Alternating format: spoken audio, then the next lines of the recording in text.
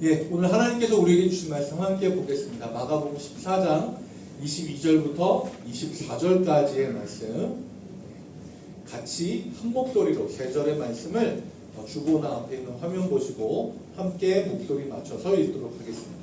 시작! 그들이 먹을 때에 예수께서 떡을 가지사 축복하시고 떼어 제자들에게 주시며 이르시되 받으라, 이것은 내 몸이니라 하시고 또 잔을 가지사 감사기도 하시고 그들에게 주시니 다 이를 마시며 이르시되 이것은 많은 사람을 위하여 흘리는 나의 피 곧 언약의 피니라.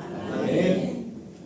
지난주에 우리는 마가복음 14장의 앞부분의 말씀을 좀 나누었는데 예수님이 십자가를 앞두고 완전히 상반된 선택을 하는 두 사람에 대해서 함께 봤습니다.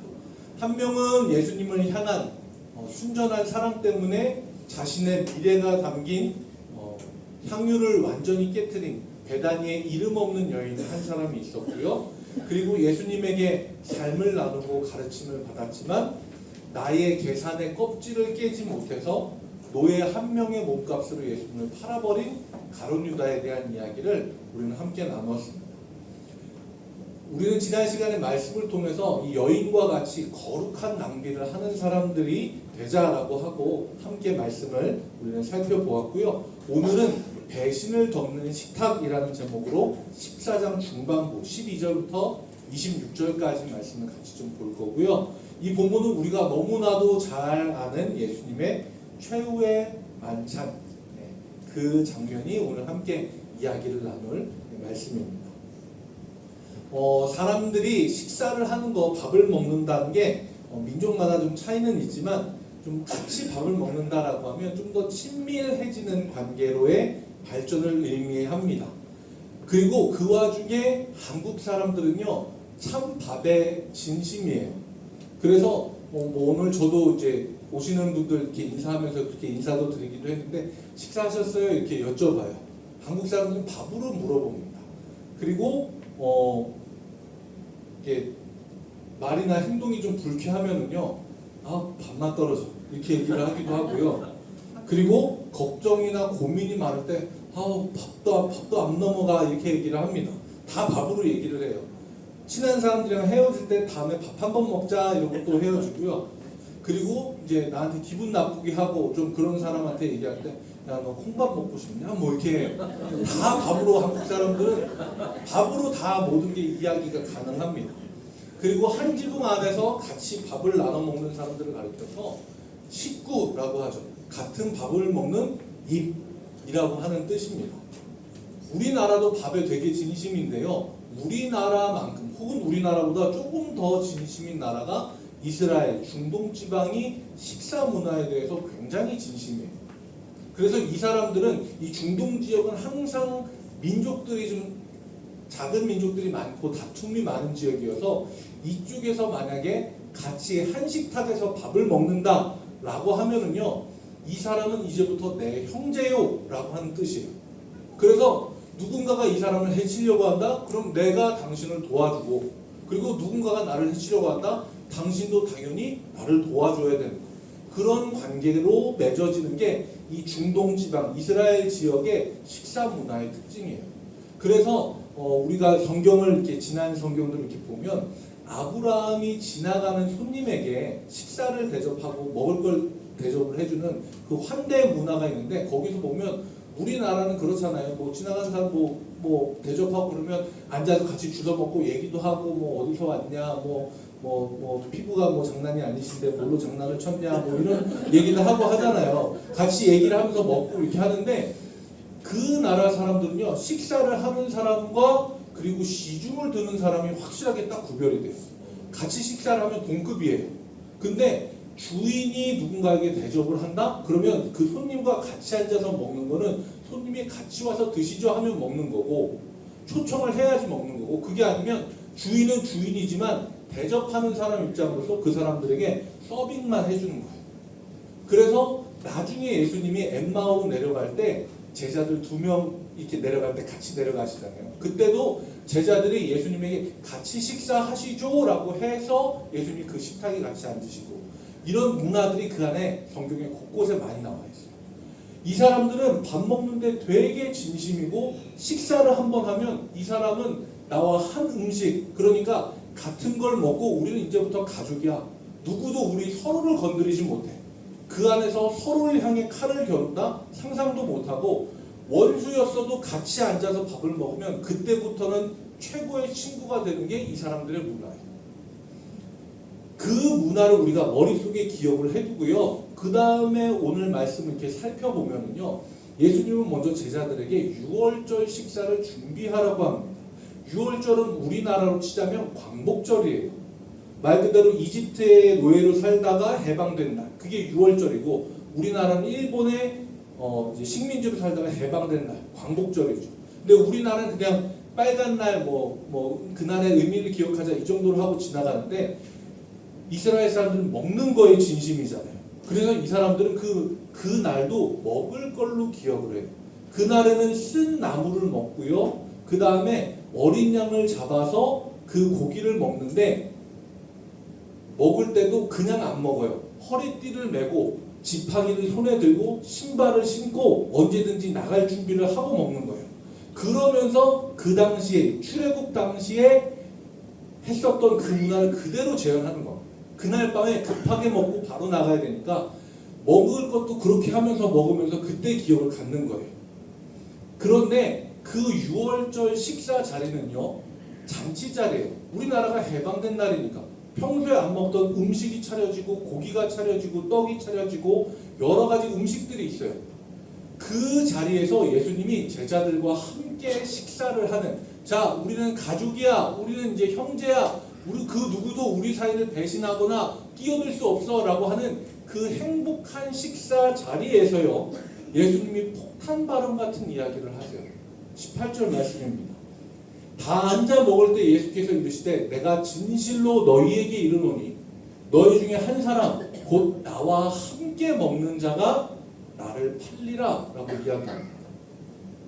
같이 밥 먹는 자리에서 같이 우리는 하나요, 우리는 형제요, 우리는 가족이요 하는 그 자리에서 예수님이 얘기하시는 거예요. 지금 나랑 같이 밥 먹는 사람 중에 한 명이 나를 배신할 거야. 예수님의 이 말은요, 그냥 하신 이야기가 아니라 시편에 나오는 말씀을 인용해서 이야기하세요. 내 떡을 나눠 먹던 나의 가까운 친구도 나를 대적하여 그의 발꿈치를 드러내요. 다윗이 지은 시거든요. 다윗도 살아가면서 배신을 많이 당했던 사람이고, 그리고 자기 아들에게서조차 왕으로서의 자리를 위협받았던 사람이에요. 이 다윗이 한 이야기를 가지고 예수님이 그대로 하시는 거예요. 나랑 지금 같이 밥 먹는 이 사람 중에 나를 파는 사람이 있다. 그런데요, 저는요, 그 다음에 나오는 19절을 보면서요,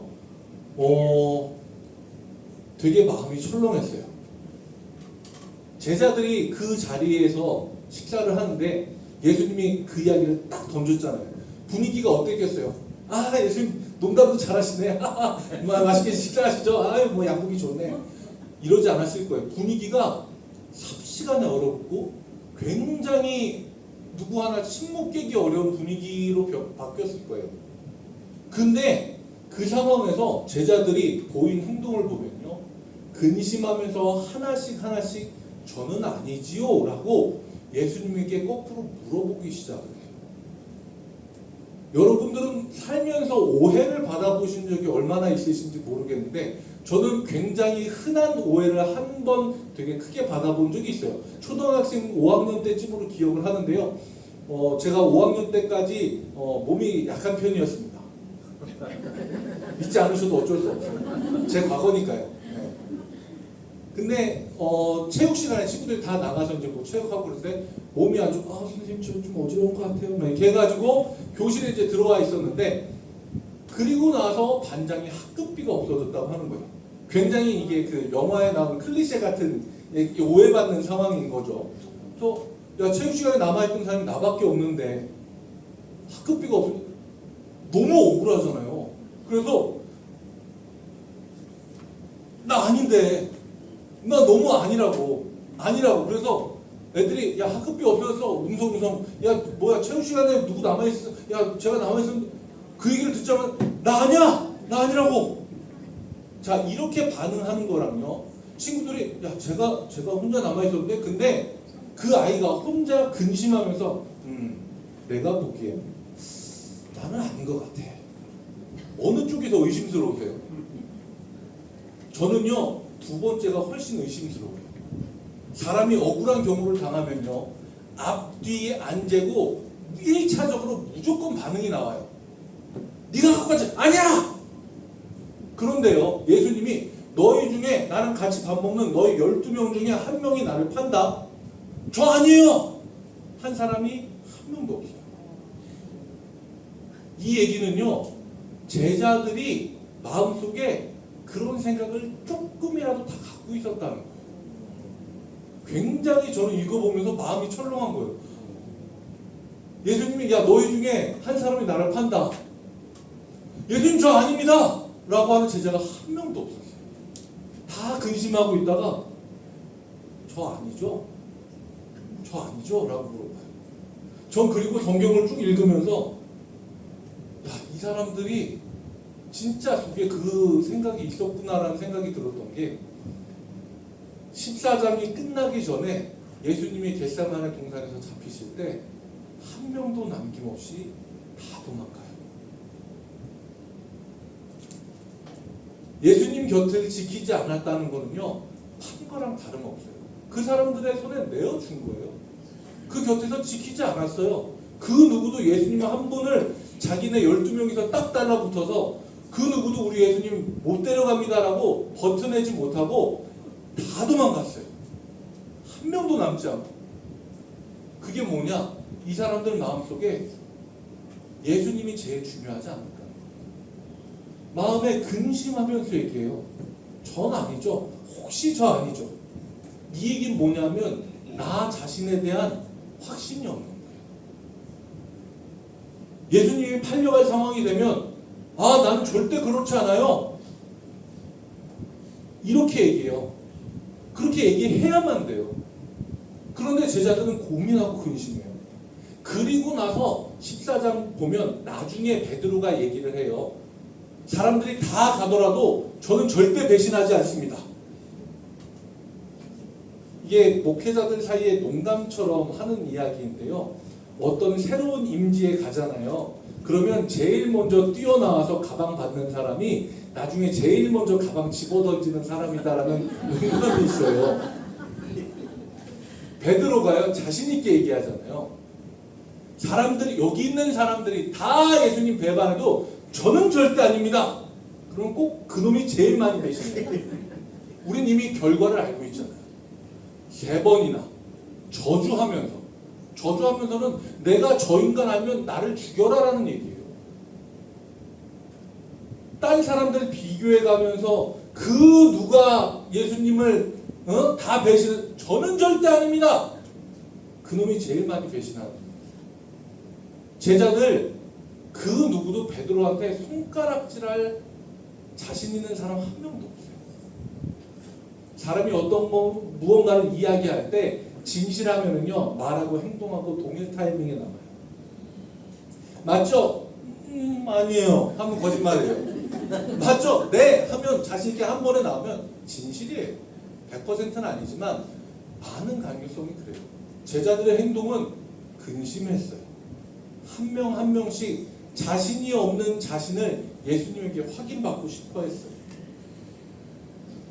예수님이요 주저하는 그 제자들에게 다시 한 번 더 이야기하세요. 너희 12제자 중에 한 명 나랑 같이 그릇에 손을 넣고 빵을 뜯어먹는 그 사람이 나를 배반할 거다라고 다시 한 번 확인해서 얘기하세요. 예수님이 누군지 모르셨을까요? 아셨겠죠. 그림 하나 보여주세요. 제가 이제 AI를 만든 건데 제가 예수님이었으면 이렇게 했을 것 같아요. 가룟유다잖아요. 여기 운전 딱 여기. 야, 너 나가. 야, 네가 감히 여기서 어디라고 앉아 있어. 야, 너 딱 걸려. 야, 너야 너. 야, 주변 둘러보지 마. 너라고 너. 당장 나가 너. 야, 뭐하냐? 옆에 야 11명 뭐하냐? 니네 축구팀이야? 야, 쟤 좀 쫓아내. 막 이런 얘기 했을 거예요. 제가 예수님이 아닌 게 얼마나 다행이에요. 제가 예수님이면 100번이고 쫓아냈어요. 아니요, 그 자리에 와서 앉지도 못하게 했을 거예요. 근데 예수님은요, 밥상을 엎지 않으세요. 유다 내쫓지 않으세요. 오히려 다른 복음서에 보면은요, 유다를 보고 이야기를 해주세요. 유다야, 네가 하고자 하는 일을 해라. 그리고 다른 제자들은 거기에 대해서 조금도 의심을 안 해요. 왜? 유다는 사람들을 구제하는 사람이었다 라고 이야기를 해서 예수님이 야, 명절 맞이해서 이웃들 구제 좀 하고 와라 라는 뜻으로 알아듣고 갔다라고 생각합니다. 그 누구도 의심하지 않게, 티나지 않게. 예수님이요, 그 식탁에 앉은 모두를 그냥 다 덮어주셨어요. 유다만 덮어주신 거 아니에요. 다 배신하고 다 도망가는데 그들을 다 덮어주셨어요. 사람들이 이야기합니다. 하나님이 왜 저 악한 죄인을 즉시 벌하시지 않죠? TV에 나오는 저 세상 정말 사악한 저 인간을 하나님이 왜 당장 벌하시지 않죠? 사람이 죄를 지을 때마다 하나님이 그 즉시 벌하시면요, 우리도 남아있을 사람 없어요. 유다나 베드로나 요한이나 마가나 예수님 다 배신한 사람들이에요. 더하고 덜하고 그게 무슨 차이가 있어요? 예수님 다 배신했죠. 근데 예수님은요, 오히려 그들을 식탁 안으로 더 끌어들이세요. 22절부터 24절 말씀입니다. 오늘 본문의 말씀입니다. 그 식탁의 자리에서 이야기해요. 얘들아, 이 떡을 받아 먹어. 이거는 너희를 위해 내어주는 내 몸이야. 잔 들고 나눠주는, 얘들아 이거 마셔. 너희를 위해 내주는 내 피야. 마셔. 근데 저는 여기에서요, 단어 하나를 좀 보고 싶어요. 축복하시고 떼어. 네, 맞습니다. 넘어가겠습니다. 떼어라고 하는 단어예요. 누룩이 없는 떡이기 때문에 떼다, 부러뜨리다, 깨트리다라고 하는 단어가 오히려 정확해요. 누룩이 없는 떡은 딱딱하거든요. 근데 저는 이 떼어를 보고 지난 시간에 이 말씀을 나누었던 향유 옥합을 깨트리던 그 여인의 깨트림이 생각이 나는 거예요. 한 여인은요, 예수님을 사랑해서 자기의 전부를 내주었어요. 자기의 향유 옥합을 내주었어요. 다시 붙일 수 없게 깨트렸어요. 근데 예수님은요, 자기를 배신할 제자들을 위해서 자기의 몸을 깨트렸어요. 자기의 생명을 깨트려서 제자들에게 양식으로 나눠주는 거예요. 그리고 예수님은 이어서 이야기하시죠. 포도주를 들고 다시 한번 이야기하세요. 넘어가 주세요. 네.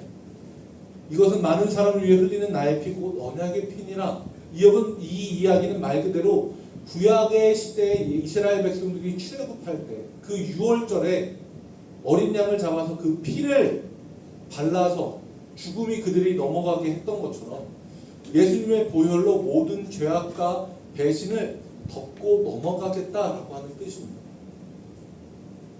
세상의 식탁은요, 자격을 갖춰야지만 앉을 수 있어요. 능력이 있어야 되고요, 조건이 맞아야 되고요, 이익이 있으면 그 사람을 부르고, 그렇지 않으면 초대도 하지 않는 게 세상의 식탁이에요. 계산적인 식탁이에요. 그런데요, 예수님의 식탁은 달라요.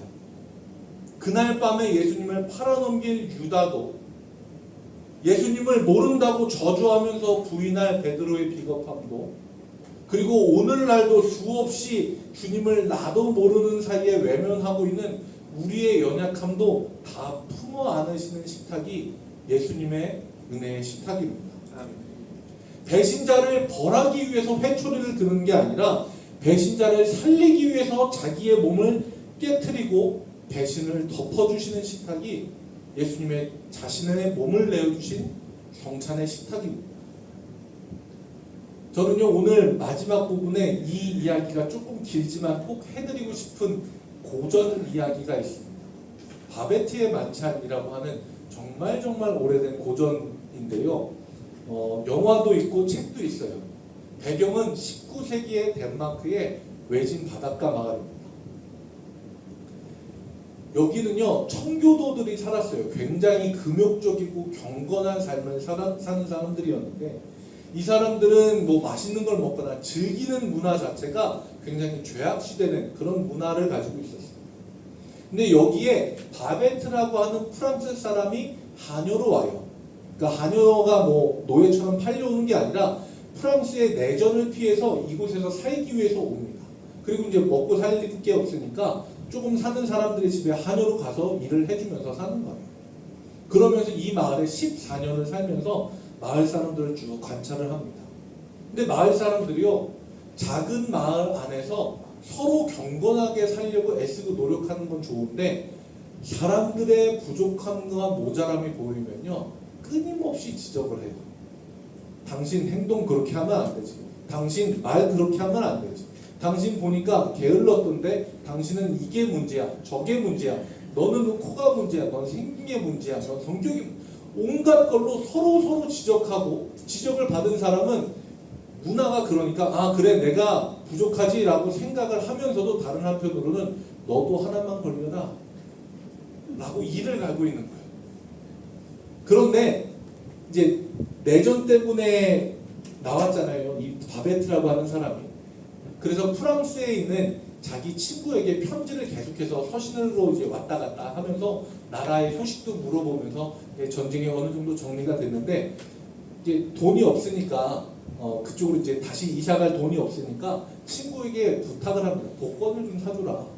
네, 뭐 로또가 있었는지 모르겠지만 복권을 사줘라 했는데 복권이 당첨이 돼요. 금액은요 1만 프랑스 돈 단위인데요 19세기잖아요. 그때 단위로는 3억에서 4억 정도 되는 엄청난 금액이에요. 그리고 이게 당첨이 됐어요. 그리고 친구가 그 돈을 편지로 또 붙여줍니다. 그래서 바베트가 그 돈을 받고 복권이 당첨됐다는 소문이 그 작은 마을 안에 쫙 퍼져요. 그리고 사람들이 이제 얘기하면 아 저 사람 이제 돈 생겼으니까 자기 고향으로 돌아가겠구나 생각을 합니다. 근데 바베트는 아 제가 고향으로 가긴 갈 건데 이 마을에 교회가 세워진 지 100년이 됐으니까 제가 그걸 기념해서 마을 분들 제가 식사 한번 대접할게요. 그러고서 이제 이 사람이 식사를 준비하기 시작을 합니다. 근데 규모가 그리고 그 준비하는 내용이 어마어마해요. 살아있는 거북이, 송아지 고기, 송로버섯, 그리고 여기 써있는 이게 뭔지 모르겠어요. 클로부조 1864년산 포도주. 좋은 거겠죠? 네. 그리고 뭐 철갑상어, 캐비어 막 이런 것들을 아낌없이 몇 달 동안 사서 자기 마을로 다 받아서요 그걸로 요리를 준비하기 시작을 합니다. 그리고 사람들을 그 만찬의 자리에 다 초대해요. 사람들이 다 앉았어요. 그리고 맛있는 음식을 하나씩 나눠주고 사람들이 그걸 나눠 먹게끔 합니다. 사람들이 맛있는 포도주도 마시고 음식도 먹으면서 사람들이 처음에는 늘 그 마을의 분위기 그대로 서로 냉전이었어요. 뭐 하나만 걸려라. 근데 사람들이 맛있는 음식이 먹고 기분이 좋으면 얘기하잖아요. 맛있어 먹어봐. 야 이거 맛있다. 야 이거 맛있다. 처음 먹어본데 먹어봐. 그러면서 서로 이야기를 하기 시작을 하고 사람들의 얼어붙었던 분위기가 점점 풀리기 시작을 하면서 나중에는 사람들이 마음속에 담아두었었던 그 어려움들을 서로 이야기하기 시작을 하고 내가 저번에 너한테 그렇게 얘기했었던 거 솔직히 미안해. 내가 너한테 한번 지적받은 적이 있어서 내가 써놨다가 얘기했어. 이런 식으로 자기의 잘못도 얘기하고 그 얘기를 듣는 사람이 사실 나 그거 지나갈 수도 있었는데 내가 일부러 더 얘기했어. 이러면서 분위기가 마을 전체가 너무 화목해진 거예요. 그리고 나서 사람들이 만찬이 너무 기분 좋게 마쳤습니다. 그리고 이 바베트에게 이야기합니다. 아 당신 덕분에 너무 즐겁고 좋은 식사를 했습니다. 아 이제 당신도 이제 돈 가지고 당신 나라로 돌아가서 잘 살려고 인사를 하는데 바베트가 웃으면서 이야기해요. 여러분 저는요 여러분들 대접하는데 제 재산을 한 푼도 남김없이 다 썼습니다. 그래서 여기에서 이야기하는 거는 한 사람당 대략 2천만 원 정도의 단가로 식사를 대접을 한 거예요. 엄청난 최고급 요리들. 그리고요, 나중에 이 사람들이 알게 돼요. 바베트는요, 프랑스의 최고급 레스토랑의 수석 요리사였어요. 근데 이 사람은 사람들을 살아가는 모습을 보면서 서로가 서로에게 날선말들, 지적하고 냉소적이고 잘못들을 덮어주고 넘어갈 수 있는 것도 막 끄집어내서 나도 당했으니 너도 당해라 하면서 살아가는 이게 너무 힘들어서 자기가 가진 있는 힘을 다해 이 사람들을 식사로 섬겼고, 그 바베트의 만찬을 받은 사람들은 그 마을 자체가 달라지는 큰 일이 일어났습니다. 바베트가 이기적인 마을 사람들을 위해서 자신의 모든 재산을 다 써서 화해의 만찬, 일방적인 사랑의 만찬을 베풀었습니다. 오늘 우리가 함께 본 마가복음의 이 만찬의 자리에서 예수님은요, 자기를 배신할 연약한 제자들을 위해서요, 돈으로 살 수 없는 자기의 몸과 피, 생명의 전부를 남김없이 만찬으로 내어주셨습니다. 우리 중 그 누구도요, 그 식탁에 앉을 자격을 갖춘 사람은 없어요. 유다처럼 틈만 나면 계산을 하고, 베드로처럼 위기가 오면 주님을 모른다고 도망치고, 그런 사람들이지만 주님은 그런 사람들도 그 은혜의 자리로, 배신의 모든 것도 다 덮어주는 은혜의 식탁으로 우리를 불러주고 말씀해 주세요. 이것은 너희를 위해 내어주는 나의 몸이다. 이것은 너희를 위해 내어주는 나의 피다. 이것을 먹고 너희는 살아라 라고 이야기하시는 거죠.